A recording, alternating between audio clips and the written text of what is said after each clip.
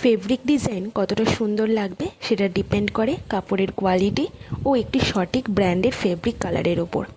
আজকের এই পাঞ্জাবির কাজটা করতে গিয়ে আমি প্রথমে ভেবেছিলাম একরকম, বাট পরে অন্য কিছুই করতে হয়।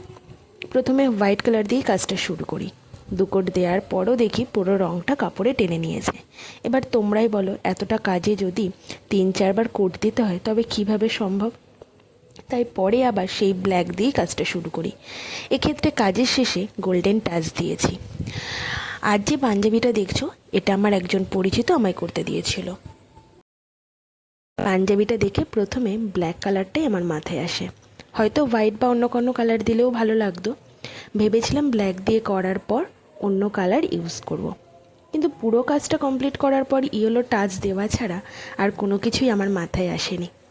তোমাদের কার কার ব্ল্যাক কালার পছন্দ আমাকে অবশ্যই কমেন্টে জানিও। এই পাঞ্জাবিটা অ্যাশ কালারের ছিল।